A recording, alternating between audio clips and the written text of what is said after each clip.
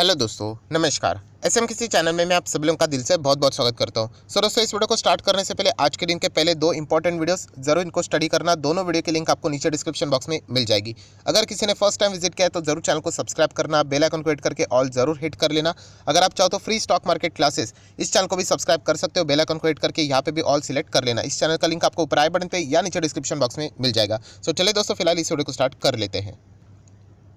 दोस्तों, अभी हम लोग आ चुके हैं बिल्कुल हमारे नॉर्मल स्क्रीन के ऊपर। एंड दोस्तों, आज के दिन हम लोग को जिस तरीके से गिरावट देखने को मिली है निफ्टी में, सेंसेक्स में एंड खास करके बैंक निफ्टी में भी, तो एक पर्टिकुलर सवाल कल भी बहुत ज़्यादा यहाँ पे पूछ रहे थे, आज भी यहाँ पे वो सवाल सबसे ज़्यादा कमेंट सेक्शन में पूछे जा रहे हैं। किससे रिलेटेड? बैंकिंग स्टॉक से रिलेटेड। सर, क्या हम लोगों ने बैंक में इन्वेस्टमेंट करना चाहिए? पोर्टफोलियो हम लोग जो बनाते हैं तो क्या उसमें बैंकिंग स्टॉक तो रखना चाहिए या फिर नहीं चाहिए? क्योंकि इस तरीके की जब भी चीज़ें आती है तो बहुत ही ज़्यादा मतलब विश्वास तो आप लोगों को पता ही, यहाँ पे बहुत ही कॉन्फिडेंस यहाँ पे ख़त्म हो जाता है।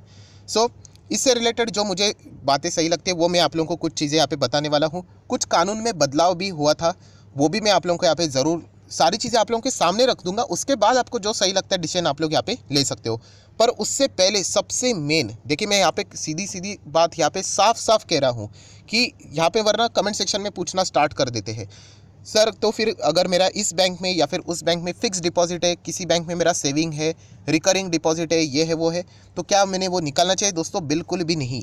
ये मैं वीडियो बना रहा हूँ, हम लोग स्टॉक मार्केट के हिसाब से बात कर रहे हैं। फिक्स डिपॉजिट है आपका बैंक में है तो कोई चिंता करने की ज़रूरत नहीं। अगर आप अच्छे बैंक में पैसा रखते हो तो कुछ नहीं होने वाला। येस बैंक जैसी बैंक आप लोगों ने देख ली, सरकार ने मतलब आरबीआई ने बचा ली।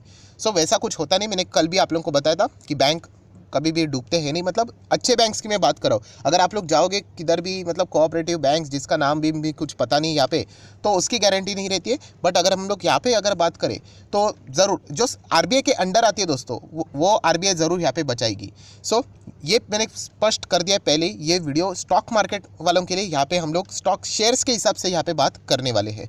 सो दोस्तों, जैसे मैंने आप लोगों को यहाँ पे बताया कि बैंकिंग स्टॉक में क्या इन्वेस्ट करना चाहिए कि नहीं करना चाहिए, एक और डिस्क्लेमर दे दूंगा। यस, बहुत सारे बैंकिंग स्टॉक मेरे भी पोर्टफोलियो में है। सो अगर आपको लगे सर आप बाय से हो तो आप चाहो तो इग्नोर मतलब वीडियो को इग्नोर भी कर सकते हो। बट जो मुझे सही लगता है वो मैं आप लोगों के सामने यहाँ पे रखना चाहूँगा। सो दोस्तों, बैंकिंग स्टॉक्स की बात हो रही है तो बैंक निफ्टी की ओर हम लोग फिलहाल तो नहीं देखेंगे। हम लोग जाएंगे बाइफर्केशन की ओर। कौन सा बाइफर्केशन? सो यहाँ पे आप लोगों को पता है बैंकिंग स्टॉक दो हिस्सों में डिवाइडेड है। एक है सरकारी बैंक पीएसयू एंड दूसरे है प्राइवेट बैंक।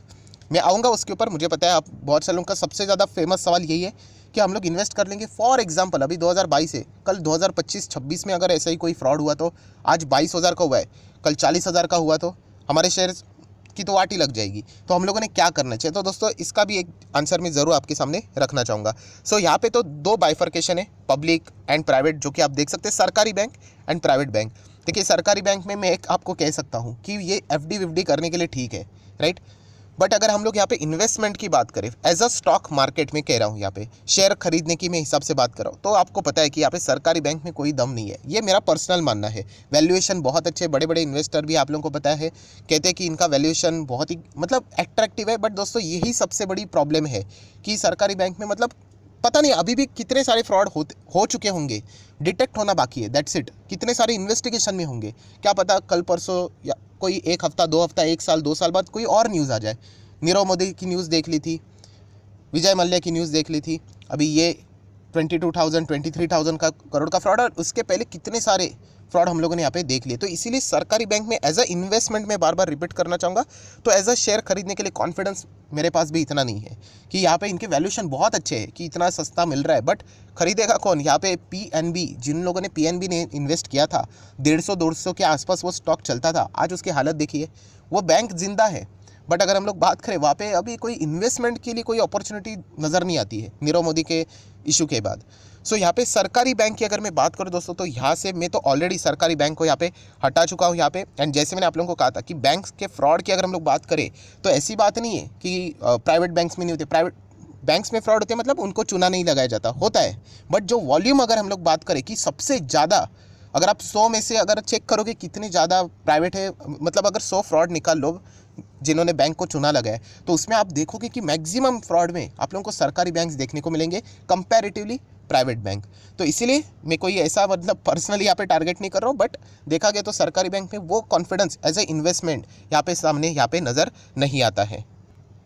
तो दोस्तों अभी आप लोग ये कहोगे चलो सर समझ में आ गया, सरकारी बैंक में वो एज ए इन्वेस्टमेंट। एंड मैंने इससे पहले भी बहुत पुराना जब ये चैनल था तभी मैंने सरकारी बैंक से रिलेटेड एंड प्राइवेट बैंक से रिलेटेड वीडियो बनाया था। अगर आपको पुराना वीडियो देखना है चाहो तो मैं उसका लिंक आपको ऊपर आई बटन पे प्रोवाइड कर दूँ। बहुत ही पुराना है, प्रेजेंटेशन तो बहुत ही ख़राब रहेगा, बट अगर आप इंटरेस्टेड हो तो देख सकते हैं, सेम चीज़ें आपको मिलेगी, वर्ड टू वर्ड सेम मिलेगा यहाँ पे जो मैंने अभी बोला था वो।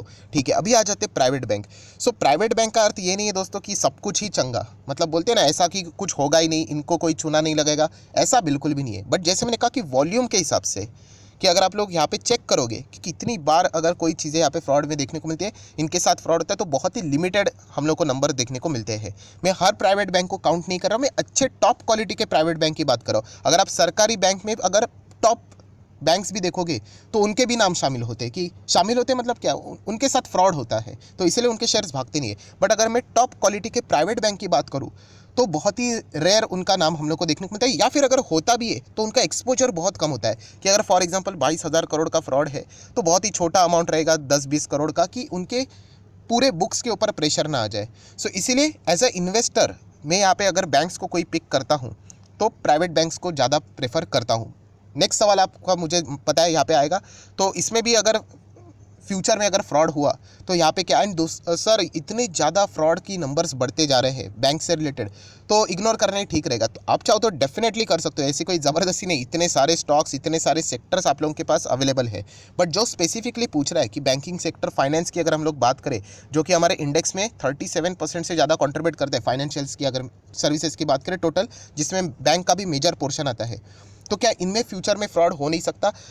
तो दोस्तों मैं आपको एक चीज़ कहना चाहूँगा। पहले अगर मैं बात करूँ, कौन सा पहले, 2016 2015-16 के पहले की अगर मैं बात करूँ, राइट, मैं कोई पॉलिटिकली ये नहीं जाना चाहता हूँ, जो लोग सीखने आए मैं उनके लिए बात कर रहा हूँ।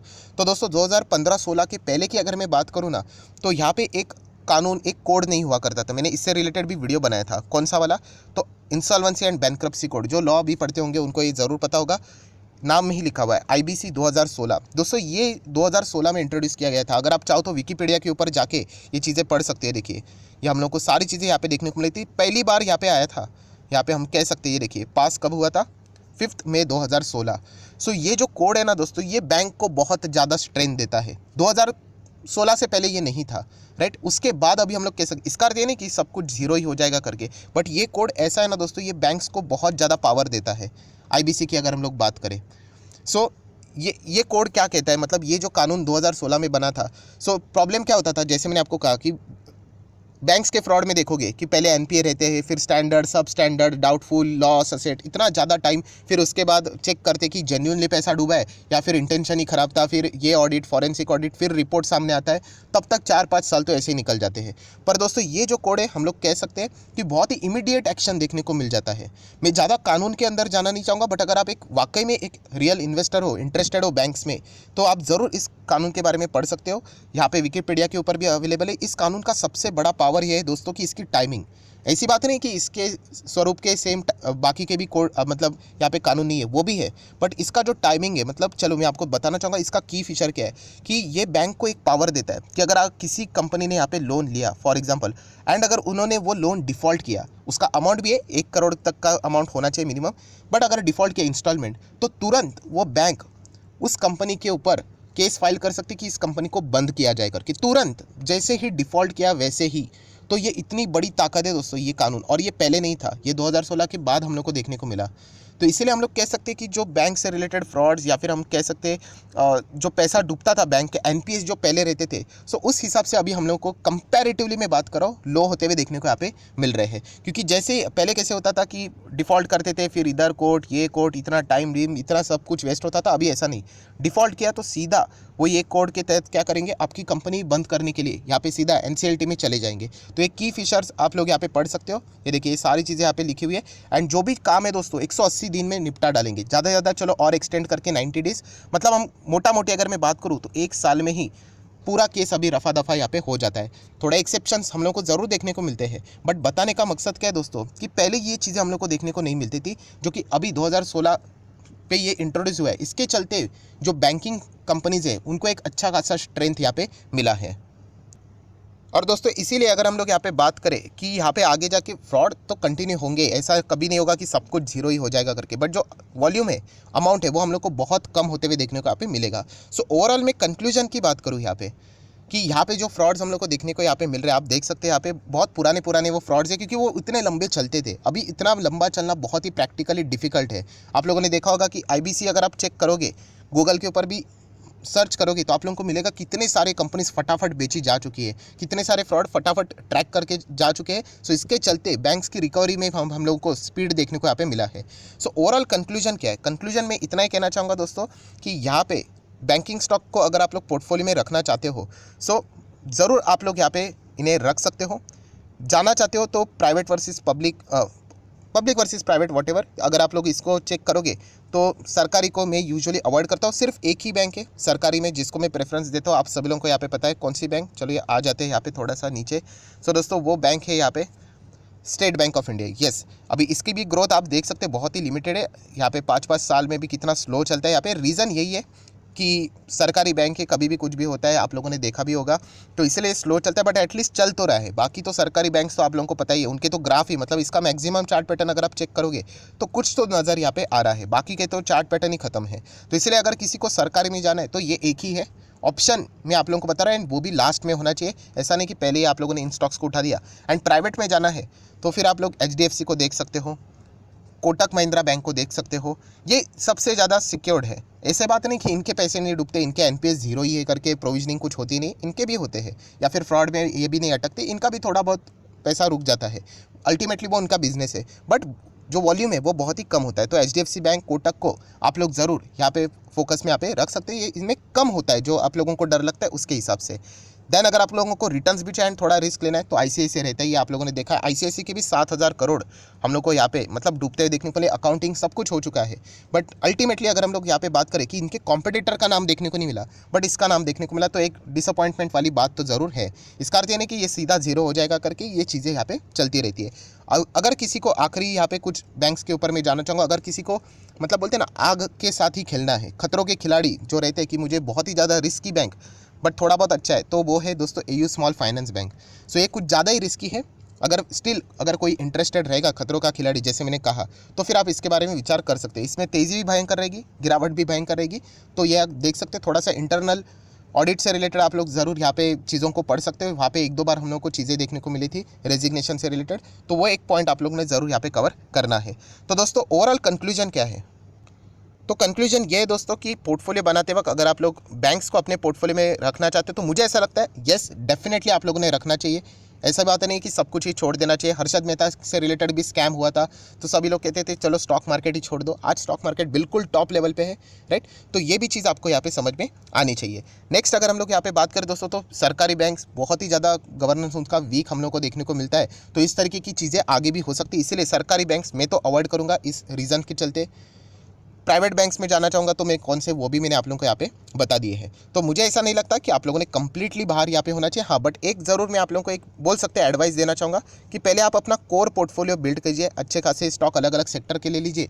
उसके बाद अगर आपको जाना है तो आप फाइनेंस से रिलेटेड बैंक्स को यहाँ पे देख सकते हो। इसका अर्थ ये नहीं कि वो ख़राब है करके, बट येस इस तरीके का रिस्क वहाँ पर हमेशा इन्वॉल्व रहता है। सो ओवरऑल मैं इतना ही कहना चाहूँगा दोस्तों, मुझे ऐसा लगता है कि आप लोगों ने ज़रूर पोर्टफोलियो में बैंकिंग स्टॉक्स रखने चाहिए। प्राइवेट लोग थोड़े से ज़्यादा रखने चाहिए rather than public, and public में भी मैंने एक जो है वो मैंने अपने हिसाब से आप लोगों को यहाँ पे बता दिया है। सो आशा करता हूँ आप लोगों को जितने भी डाउट थे वो सारे यहाँ पे क्लियर हो गए होंगे। तो वीडियो क्लोज करने से पहले इतना ही कहना चाहूँगा दोस्तों, अगर आप एक बिगिनर हो कंप्लीटली स्टॉक मार्केट में, एंड अगर आपको स्टॉक मार्केट कैसे वर्क करता है, क्या क्या चीज़ें देखनी चाहिए पता नहीं है, तो इससे रिलेटेड 25 वीडियोस की लिस्ट एक मैंने यहाँ पे बना के रखी हुई है।